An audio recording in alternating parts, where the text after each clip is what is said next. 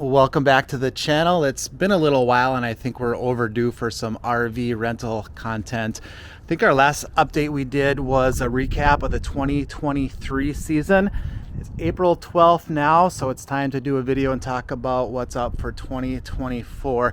And if you're new, my name is Matt. We're from Fridley, Minnesota, and we've been renting travel trailers on RV Share and Outdoorsy for the last 5 years.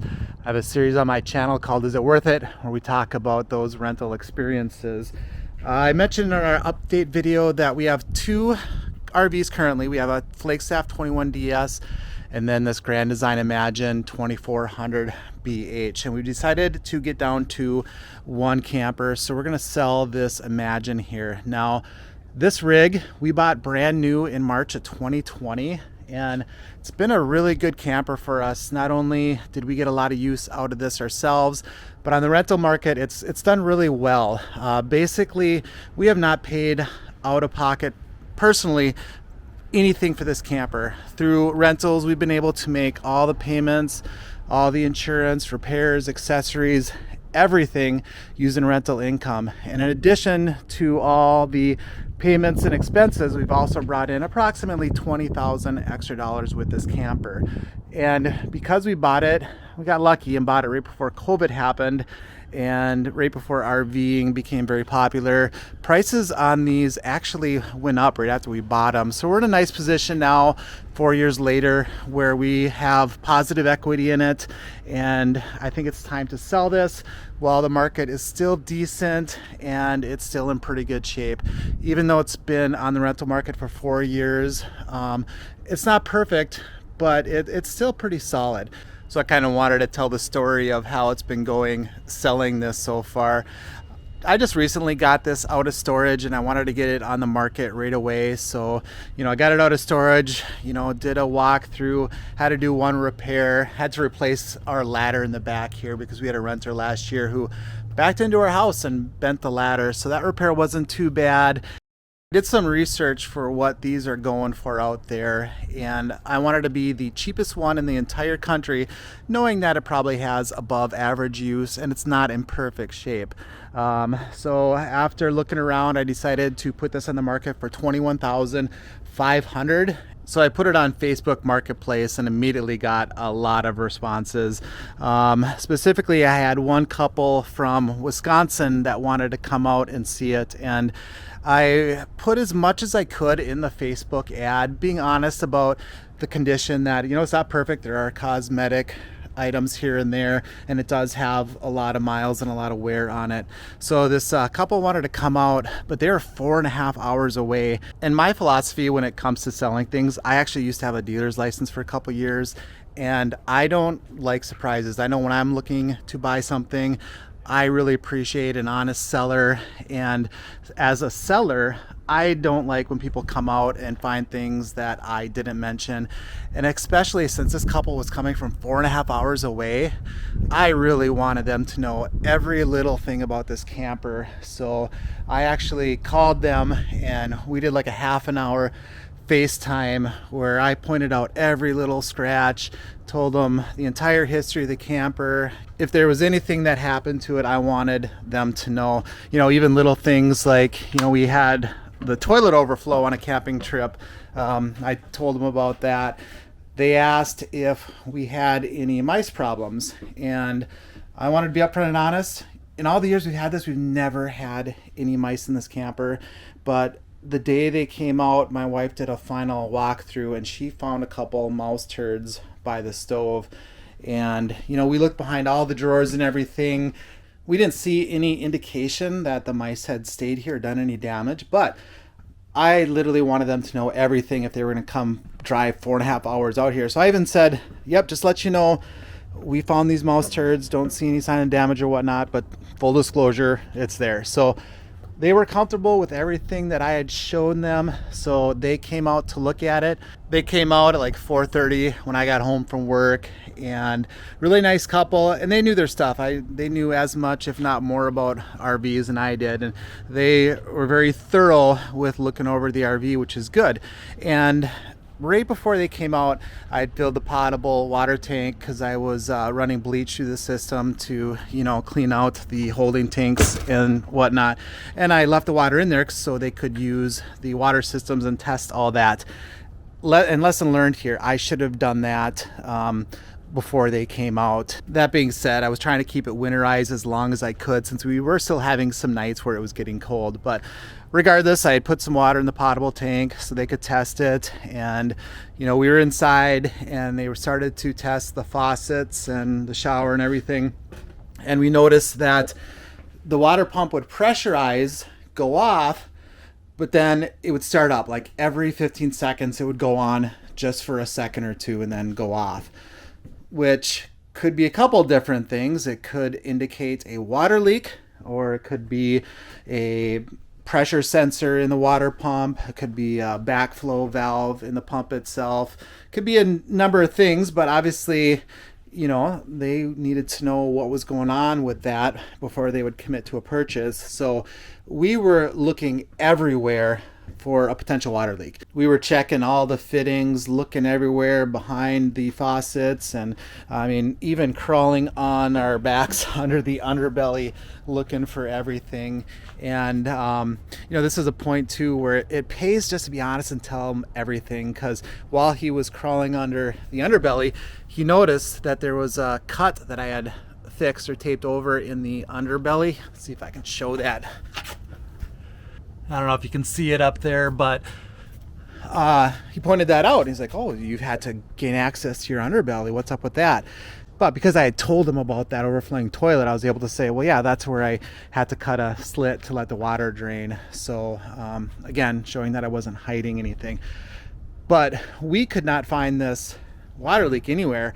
So and I said, well, let me check the panel here by where you do the water hookups, because I know, and I had disclosed this earlier too, that we had a leak there when one of the connections came loose. And this was so embarrassing. So while he's over my shoulder watching what I'm doing, I'm taking this panel off here to check these connections. And right when I take that panel off, there's the biggest mouse nest I've ever seen, including a baby dead mouse and a bird wing right there behind all the wiring. I was just horrified and embarrassed, and I didn't even know what to say. I was shocked, but I was glad I told him that we had seen those mice turds in there again. So, showing that we weren't hiding anything. But now we're sitting in this situation with potential water leak, potential bad pump, and now potential mice in the camper. I felt horrible because they had driven 4.5 hours to come here, and I thought there's no way they're gonna still be interested in this RV. I'm just waiting for him to say, sorry, but see ya. But they talked it over and came back and said they so appreciated me being upfront and honest about all the stuff with this camper that they were willing to let me take a day or two, look into these problems, and if I could fix that water leak or pump and verify that there was no other mouse damage, they still wanted to buy the camper. So we did negotiate down quite a bit. We actually negotiated down to $20,500. So I came down $1,000, which in the long run, if this was going to be in the market for a few more weeks, I was probably going to do that anyways. So yeah, they put down a down payment, and I started to find out why this water pump wasn't working, and it didn't take long. So I hooked the camper up to city water to put some pressure in the lines, and started going through each faucet. And right away in the shower, when I turned on the hot water was coming out in spurts, like there was air in the lines or something like that. So I took this apart and immediately found that this vinyl hose had developed a little gap here, and water was leaking out of there. Not a ton, but it was actually bubbling out. You could tell that that line wasn't fully pressurized. So I went ahead, I had to order a PEX tool to do the fix, and in the process, I actually upgraded these plastic fittings to brass. And on a side note, you'll see a lot of videos on this. This is not the proper way to plumb an RV. These are PEX fittings that go on here, but these are not PEX piping. This is just vinyl tubing, and that is, from what I've learned, not the proper way to have these connections. So, but did the best I could with upgrading to brass. And then as soon as I had fixed that, we tested it out. Water pump pressurized right away, went off, stayed off. That solved the problem, and it was actually a really easy and really cheap fix. And then we put out some mouse traps right away, cleaned up the nest obviously, and there has not been any indication that mice are still in this camper. So contacted my buyer, super happy, super thrilled, gave thumbs up. Plan is they're gonna be picking this up in a couple days, and yeah, this camper is gonna go on to a new owner. So maybe not the smoothest sale in the world. Overall happy with how it went, as we were able to sell this, within probably 48 hours from the time I posted the ad on Facebook Marketplace to having an offer in hand. And the fixes that I had to do were pretty minor, didn't cost a lot, didn't take a lot of time. I'm doing a couple other minor things. I'm putting in a new stabilizer jack because that one is slightly bent. And I'm also putting in a new pitch adjust arm because this one's a little loose. Otherwise, this one's going on to a new owner, and we're going back to one camper. And the reason we're doing that is, we just kind of want to simplify for this year. We got a lot going on, and I'm looking at RV rental for this year as more a way to supplement RV ownership costs versus a side business where I'm just trying to make as much money as possible. So our goal for our flag staff for 2024 is to make enough to have all the payments, insurance, and expenses paid for. So I'm estimating I need around $4,000 of rental income coming in, and we'll keep you guys up to date on how our goal goes for the year.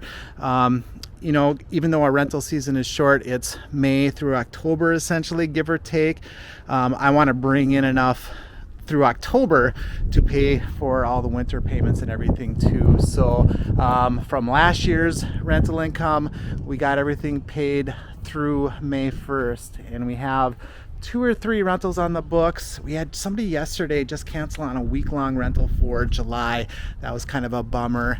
But I'm optimistic that we're gonna meet our goal, and hopefully we can exceed that goal. All right, that is the Grand Design Imagine. This one we actually store at a friend's house that only lives a couple blocks away. They go to Florida in the winter and they let us park in their driveway. But our flag staff is back here behind the house. I'll show you where we keep that. And so I haven't done a thorough walkthrough on that yet for the spring. In the winter, I'll check in there every couple of weeks, once a month, checking for mice damage, make sure there's nothing that we need to be worried about. But let's pull that out and completely go through that, because we actually have our first camping trip next weekend, so I need to get that ready anyways.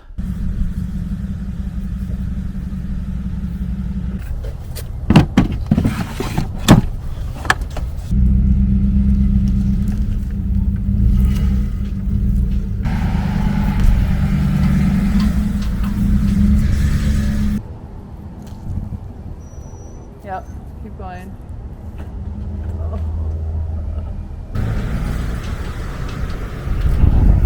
Start straightening out. Yep, straighten out, come straight back. Good. Keep going. 10 feet. So getting this one ready for camping is going to be pretty easy. We'll have to dewinterize it, flush, bleach the holding tanks, check the tire pressure, that kind of thing, and then we should be good to go. One other thing that I want to do before we head out on a quick trip is install a new backup camera. I actually had a company from AutoVox reach out and ask if I would try out one of their cameras, and I said absolutely, because this one doesn't have one yet. And this is a different kind of camera because A lot of them you wire into the existing pre-wired system for Furrions or whatnot. This actually is a solar powered camera, so it'll mount on the back where a traditional camera goes, and then it has a little solar panel that you stick up on the roof. So I'm very interested to see how that works. I'll do a video on that upcoming. Okay, that pretty much sums up where we're at for the start of the 2024 season. As the rentals start coming in, I'll get back to our Is It Worth It series and start sharing with you those issues that come up from time to time. We'll talk numbers and all that too as the summer goes on. Otherwise, thanks again for watching, and we'll see you next time.